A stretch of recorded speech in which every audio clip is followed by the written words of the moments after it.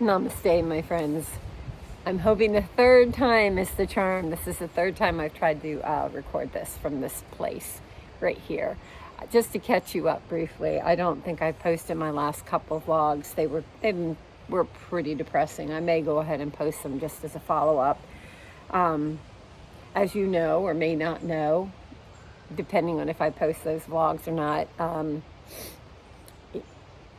I got married in November 2021, and I'm sitting at the place where we did get married in Hilton area, Patapsco State Park in Maryland, and it was beautiful here in November, and I was so happy to be able to say my vows in the park in my happy place.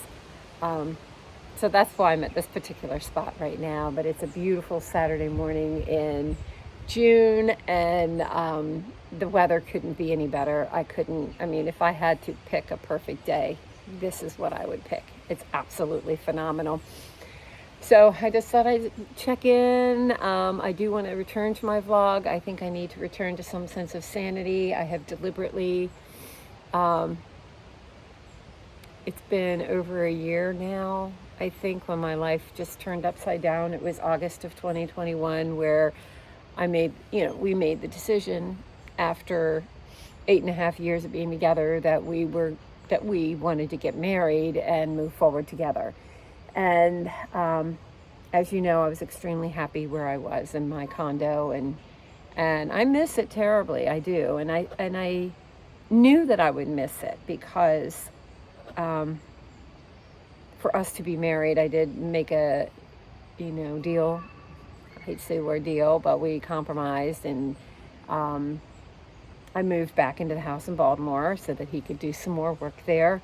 And we had a very violent situation and were threatened, and both of his cars were, all the tires slashed, and his truck was bashed in, and it was just hideous, and it was terrifying. And my whole life, we got engaged in August, and it was a big party from August till October when I started the move to Baltimore. And then in November we got married, and I moved back to Baltimore, and of course we went through the holidays, which were wonderful. We started working on making that house a home, and in February, that's when the violence occurred and everything hit the fan. And we had to leave. We had to leave very quickly. We were very fortunate in the housing market that we were able to put that house on the market. We got an offer and sold it and settled. So within 2 weeks of the act of violence, we actually found a rental, moved back to Catonsville, and put us back where we were 5 years ago before he bought that goddamn house, excuse my language, in Baltimore City, which has been the bane of my adult life as of recently. Obviously, I still have a lot of anger over everything that went down, and now that we're sitting in this rental, and it's created a lot of stress, a lot of strife, and I'm feeling the weight of it, and I'm trying very hard to come to terms with all that's happened. And I know it's been very hard for Galen, and and he's doing his best as well. So we're both moving forward the best that we can. But, we're in a situation, as we all know, the housing market is horrible if you want to buy something, and we haven't found anything to buy together, and we're still deciding where we want to go. We wanted to be in Catonsville area because it's kind of like everything we both want. But the prices here and the houses, I just don't see it happening. And, of course I want to be here because my kids are here, but the reality is, how long are they going to be here? I don't know. So we have to sit down and really make a decision and start looking for some land. And I just don't think we're going to find a reasonable lot for a home here, or a pre-existing home for that fact. So we're living in this limbo where we're in a rental. We're not sure where we're going to go. Heck, I'm not even sure what state we're going to end up in, let alone if we're going to get a house or a lot or a manufactured home or whatever. We don't know. We don't know yet. But I do know that I have let my mental health suffer tremendously. I've been so outwardly focused on things, and part of that's been very good. I've been outwardly focused on getting married and creating a life with my husband, and that's something I never thought I'd hear myself say, that I'm married again. Um, and marriage is hard. We did not, neither one of us could have ever thought that we'd be dealing with these issues within 4 months of getting married. Nobody needs that within 4 months of getting married. But we're working our way through it, and we're going to be okay. But I've again realized that I need to put my life back on my track and keep moving forward like that. I've had just so many things happen. I know I'm rambling, and I don't know how to edit, so I won't be editing any of this out. But I do hope to follow it up with a few things. But I just had to share my joy of this incredibly beautiful day. I'm 5 miles in my morning walk. I know I'm 3 miles from home, but I think I'm going to add another mile in the campground because it's a beautiful place. How can I? And it's a perfect day. Galen's on his bike ride. He'll be back around lunchtime, and I think this is just the perfect way for me to spend my morning. All my running girls are off in different areas right now, so I'm on my own and just enjoying this morning. I will continue some quiet contemplation, and if you stuck with me through this crazy ramble, I really appreciate it, and I promise that I'm going to start putting things together again and actually post them, because if I could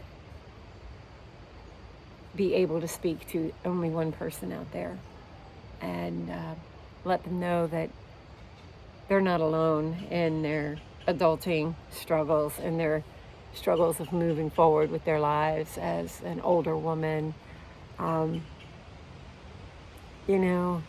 It just, I don't even know what to say. It's just, life is a whirlwind, and you keep thinking one day the winds are going to slow down, and they just don't. They haven't yet. I'm 58, and they haven't yet. It's a cause of my, as I said, I've been struggling. It's just been very depressing to me. But I'm not depressed. It's just been a depressing situation that I just am having a hard time overcoming. Just watching the things in my life that are so out of my control, and for some reason thinking I'd have some more control in my life. I don't even know if that's the right way to put it, but just going through this wackadoodle of a year has been crazy. As I said, getting in the year I got engaged. I moved out of my condo. I moved into the city. We got married. We were victims of crime and violence. We packed up and literally moved out of the house very, very quickly. Found a rental. And now I moved back in and we're living in a rental. So that's another move. And all the while going through this, before the violence occurred, I was taking some time to work on my own mental health and actually spoke to a psychotherapist and found it fascinating, and was actually diagnosed with ADHD and PTSD. And I don't think either one of those, the PTSD is not that great of a surprise to me, but the ADHD did surprise me. But it has also, through my research and reading and learning about it, blows me away that this has been affecting me since literally as long as I can remember. I mean, I remember back to elementary school where I was displaying symptoms of ADHD, what is now known as ADHD. It's actually, I have mostly inattentive ADHD. But it's just insane that it took me, I guess I was 57 when I was diagnosed, and it took me that long to start putting the pieces together of why I think the way I do, of why I do the things that I do, why I have failed so miserably at being more normal. The failure, the imposter syndrome, the hyper focus, the hyper vigilance. Holy cow. When I read those terms, I had never heard those terms before. When I read those terms, it just, everything, all the little pieces started falling into place. And I started understanding more of why I am the way I am. And understanding that I don't know if I'm going to be able to change that. I guess maybe through medication it'll help you change that. I don't know. At this point in my life, I'm thinking that so much of the damage has already been done, but it's not so much about change for me right now. Right now, it's really about acceptance and trying to do, once again, because I'm different, putting in that extra work. I think that's the thing that got me, is that just that hypervigilance that I've dealt with my whole life, to try to appear normal, to try to participate on an equal playing field with people, try to achieve. And I was labeled by a psychologist who I thought was my friend, who really did a number on me. We're not going to go into those details. But she labeled me, she said I was such an overachieving underachiever. And it's true, I think, because I've really been hypervigilant, hyper-focused, overachieving in the wrong areas in my life. And not able to achieve on a socially acceptable, measurable level. I don't understand it, but I mean, so many things in my life are starting to make sense. Everything from dropping out of high school, returning to college, being a 100-mile runner, all of these things, being an ultra runner, all of these things fall under that ADHD category of that hyper focus and hyper vigilance, and just the constant striving to be normal. I should say maybe to be an achiever. I don't really know yet, because I'm not far enough into self-discovery to figure any of this out. But just suffice it to say that, I'm trying to let down that hypervigilance, and I'm trying to just be me. And I'm trying to do this at the age of 58, and